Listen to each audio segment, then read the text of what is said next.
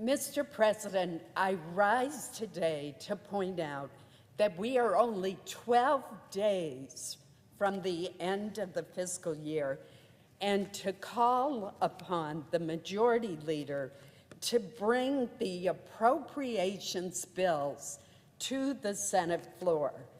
We have wasted the last 2 weeks. We have spent time voting on issues that were not nearly as time sensitive. By the end of July, the Senate Appropriations Committee had held hearings on, thoroughly considered at full committee markups, and reported for consideration by the full Senate 11 of the 12 appropriations bills, roughly 96% of the discretionary funding permitted by the caps. All of the bills, all of them, received strong bipartisan support.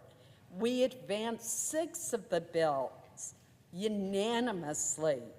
Unanimous support for any bill in today's Senate is no small feat and a testament to the hard work and seriousness of our committee members on both sides of the aisle, led by our chair, the senior senator from Washington.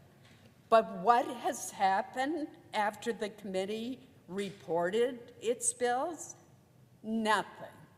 They have languished on the Senate calendar. Instead of taking up the Senate committee passed bills, including bills that passed unanimously, that we passed earlier in the summer, the Senate has spent this month processing nominations and taking show votes aimed at scoring political points. Show votes. We had another of those yesterday. We voted for the second time on the exact same bill on IVF. What was that? That's not what the Senate should be doing at this critical time. That was simply an attempt by the majority leader to score political points. And I think that's highly unfortunate. We need to get back to legislating, and surely funding our government is an imperative. The founders envisioned the Senate as a deliberative institution. As I indicated, by July, the Senate Appropriations Committee had advanced the fiscal year 2025 defense appropriations bill by a vote of 28-0. It was unanimous. The bill would provide our military with the resources it needs to confront the global threats facing the United States, which combatant commanders have described to me as being the worst and most dangerous in 50 years. Our bill rejects the administration's budget that would have led to the smallest Air Force in history and would have yielded the seas to the growing Chinese Navy.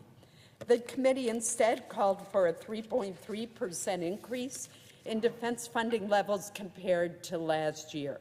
Our bill strengthens our military across all domains: air, land, sea, space, and cyberspace. Our bill would also provide our brave men and women in uniform the pay and benefits that they deserve.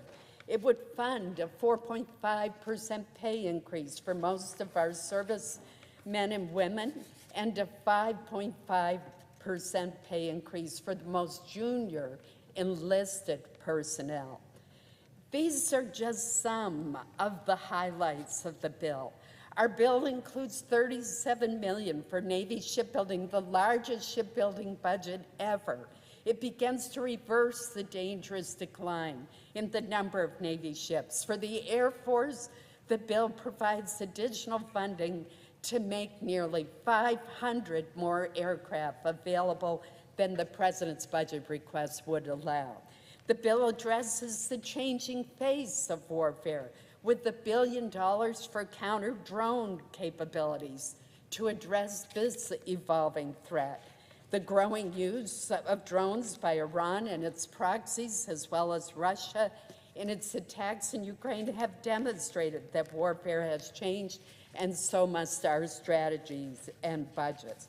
These are just some of the highlights of this critically important appropriations bills that we should have been debating, amending, and passing on the Senate floor.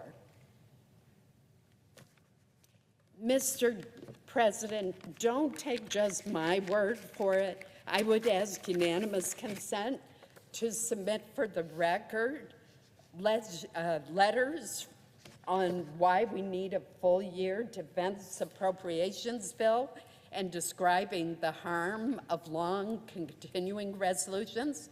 One of the letters is from the chairman of the Joint Chiefs of Staff, one is from the Secretary of Defense, one is from the Chief of Naval Operations, one is from the Commandant of the Marine Corps, one is from the Secretary of the Navy, one is a white paper from the Department of the Army, one is a white paper from the Department of the Air Force, one is a letter from the Military Coalition representing more than 5.5 million current and former service members, their families and caregivers.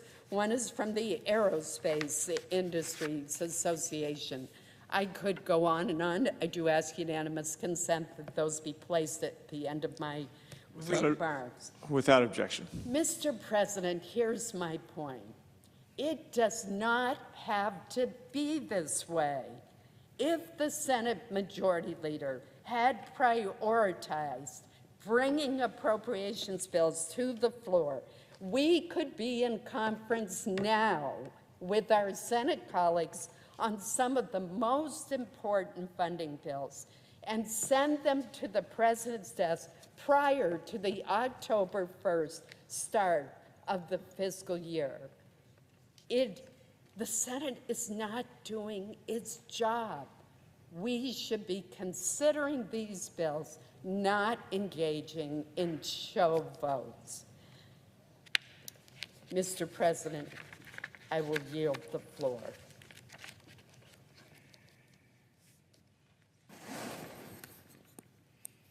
Mr. President. The Senator from Washington. Mr. President, I really appreciate my colleagues wanting to move forward on our full-year funding bills. I share the absolute urgency that the Senator from Maine just talked about. This is critical work that must get done for the American people. And I have to say, as the first order of business, I hope all four corners of Congress can quickly come together as soon as possible to hammer out a reasonable bipartisan CR. We've got to keep the government open and avert a needless and disastrous CR. So I want my colleagues to know I look forward to working with them on the other side on a strongly bipartisan fashion to pass all 12 of our full-year spending bills before the end of this year. Our committee has worked really hard to get bipartisan bills. We are ready. They are ready. It is frustrating to all of us that we have worked so hard on this process, whether it is funding for our military or the VA or countless other essential services that are in our bills, from childcare to food safety inspection. I believe in the urgency of this, so I appreciate my colleagues speaking out on this today. And I assure them I will keep working with them and make sure the voice of the Senate is heard and we do the job and get it done. Thank you, Mr. President. Mr. President. The Senator from Mississippi. Thank you, Mr. President. I want to join my colleagues, both Democrat and Republican, in expressing regret that we don't have the important national security business of this Congress before the Senate right now. Clearly it's important to do a nomination and a confirmation every few days. And the election is approaching, and of course there's some show votes, and I think probably my side of the aisle has engaged in that sort of thing in years past. But it is such a shame that we face this axis of aggressors like we've never faced in 50 years. And every every national security official, whether a retired four-star or someone who's no longer in service but giving us good advice, they come before us and they say, we have never had such a threat from China, from Russia, which is engaged in a shooting war right now, having invaded the sovereign space of a next-door neighbor, from Iran, which is directing at least the three terrorist groups that are raining so much havoc on Israel, and then a very unstable leadership in North Korea. This axis of aggressors is signaling that they don't fear an invasion of Taiwan in 3 short years. They've said it publicly.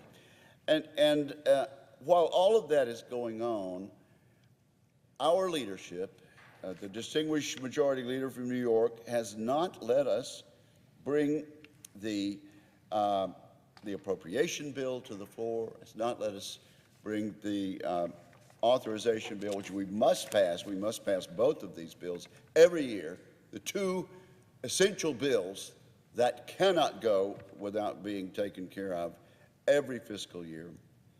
And I will say to you, Mr. President, to my colleagues, and to others that are paying attention, this has been bipartisan. Absolutely, Senator Murray is correct. She's unhappy about this too. But I point the finger to the one person on the face of the earth that can actually bring a bill to the floor, and that's the majority leader. Senator Reid, the chairman of the Armed Services Committee, and I have been putting together a manager's package for this year's National Security Authorization Act. It would have been much better had we brought the bill to the floor and had 100 amendments winnowed down and worked back and forth together, as we should be doing. Have open votes so the people of the United States could see how senators from Maine to Mississippi and to the West Coast to the East stand on important issues affecting the United States military. But we have not been able to do that. But we are working together, Senator Reid and I, on a plan, and we've worked on nearly 100 variations to the legislation that was passed months and months ago by the Armed Services Committee to resolve issues of local and state interest, issues involving how quickly we can get our industrial base going to meet the need that, frankly, we're not meeting at the present time, and to get ahead of the game so we can prevent war, so we can have enough strength to have the Reagan-esque peace through strength that we enjoyed in the 80s and early 90s. The appropriation bills are just as important, if not more important, than the authorization bills. They contain funding increases we need to prevent our Air Force from shrinking. We know that the Chinese Navy is expanding enormously, and our Navy is shrinking, literally shrinking, Mr. President. It's regrettable. Here we are a week and a half to go before we must break for the election, and the distinguished majority leader, Senator Schumer, has not brought any of this legislation before the full Senate. Bills that have been ready since July. And so, and also, I would to commend my colleague from Maine, the distinguished ranking member of the Appropriations Committee, for accommodating the chairman of the Appropriations Committee. I had prepared today to come down here and support Senator Collins in an effort to have a unanimous consent request to bring the bill to the floor. I mean, what else are we doing? Look at us. But in a matter of comity, and to continue the great working relationship that these two senior senators have had, Senator Collins refrained from that. And so we're not asking for unanimous consent and requiring someone from the other side to come and object to that. And we'll continue to work. But what is absolutely sure is that the fiscal year will begin in just a few days, and the appropriation for what we need to do at the Pentagon, what new things we need to do, will not be passed, and we will be stuck with last year's priorities.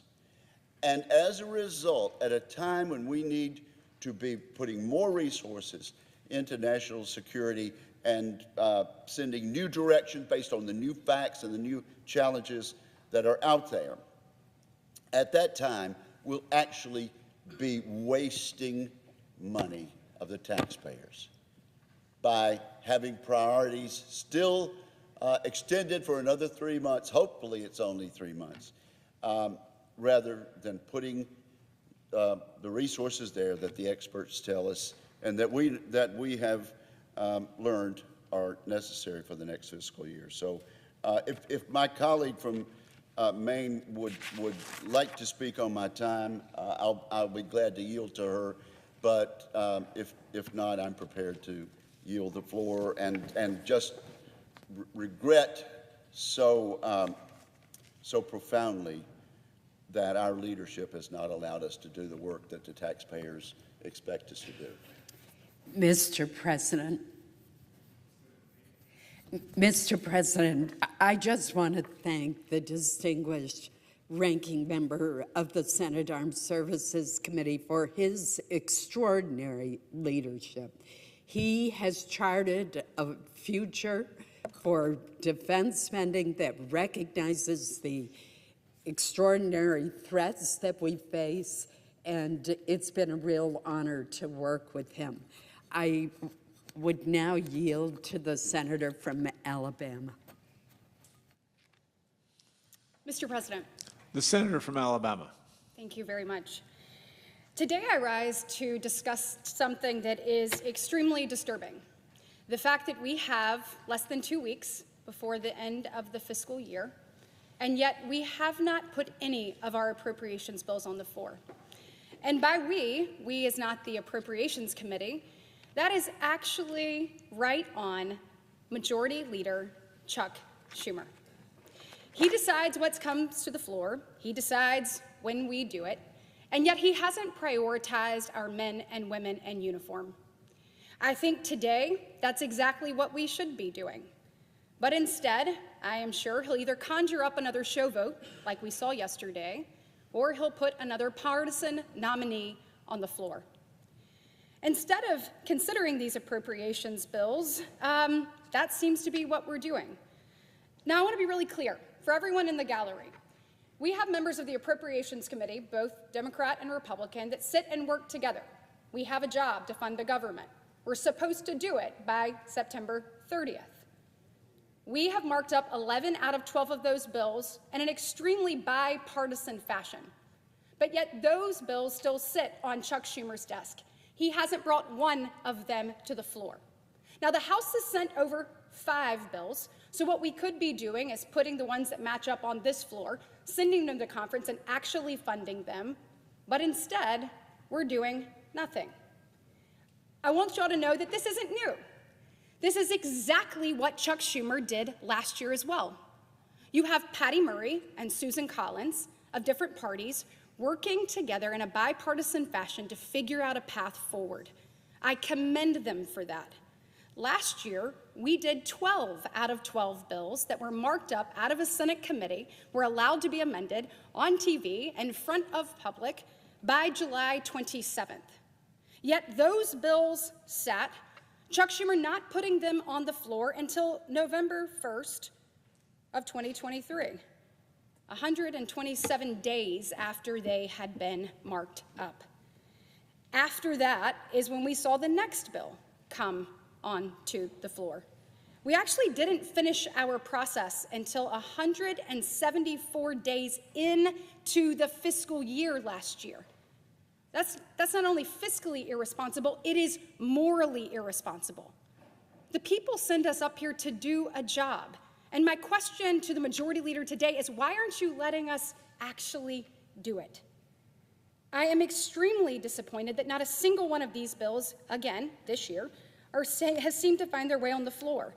He seems to have no plan to do that. It only seems to be to kick the can down the road. And as my distinguished colleague from Mississippi said, every time we do that, our men and women pay the price. Secretary Austin, obviously appointed by President Biden, confirmed by this body, has said that a CR will hurt our men and women in uniform. So what we should be doing is figuring out a path forward to fund defense and to fund our veterans.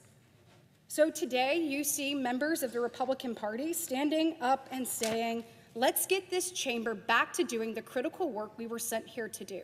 It's long overdue. Now, for those of you who don't know, I'm new in this body. I've been here less than 2 years. And yet for some reason last year I asked the question.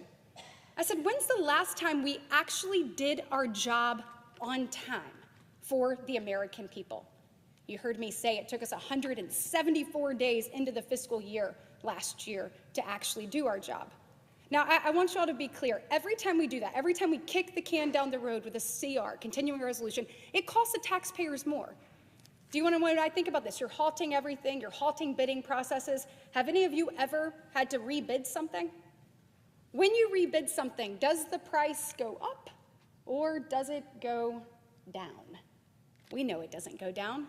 We know it goes up, which means we're being irresponsible with taxpayer dollars.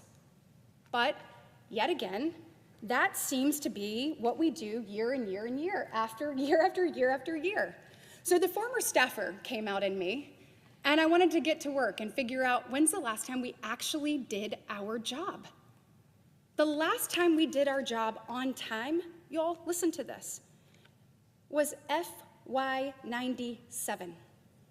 And the last time we actually did it on time by passing bills individually through regular order, FY 95. So to all the Senate pages, clearly, you weren't even born yet.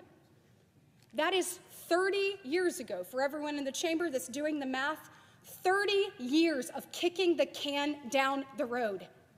The American people deserve better.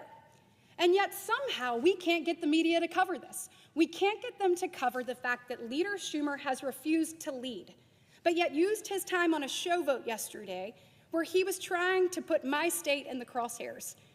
I am proud of the work that my state has done to protect IVF quickly and effectively, both from the legislature and the governor. Once again, IVF is accessible and legal in every single state across our great nation. But do you know what Chuck Schumer took his time doing yesterday? Creating a show vote for commercials for men and women on the other side of the aisle that are in vulnerable seats, instead of putting the American people first. And Mr. President, the American people are sick of that. And bottom line, they deserve better. And as long as I am in this body, I'm going to keep pushing this issue. I'm going to keep moving it to the front. We are going to find a solution to actually getting back to doing the work the American people sent us up here to do. Thank you. I yield my time. The senator from Maine. Mr. President, I just want to thank the senator from Alabama for her eloquent words, her passion, and her leadership. She is absolutely correct that there is no reason for us to be in the situation that we find ourselves in just 12 days before the start of the new fiscal year. There is no reason why the Defense Appropriations Bill, the Military Construction VA Bill, the Labor HHS Bill, the CJS Bill, I could go on and on. There is no reason why the Senate Appropriations approved bills could not have been brought to the Senate floor. They're important. Funding the government is critical. And as the distinguished senator from Alabama points out, when we go on to continuing resolutions, we cause enormous harm, which is why I entered into the record all of those letters from the Department of Defense and other organizations. And here is the other point. as the senator from Alabama has pointed out, we end up spending more money. It costs us more money because contracts are put on hold. New starts are delayed. And programs that should be trimmed back or eliminated continue to be funded. This just is not how the Senate should operate. And I implored the majority leader more than once to bring the appropriations bills to the Senate floor, and it is harmful to our nation and particularly to our national defense that these bills were not brought to the floor. Thank you, Mr. President. I yield the floor.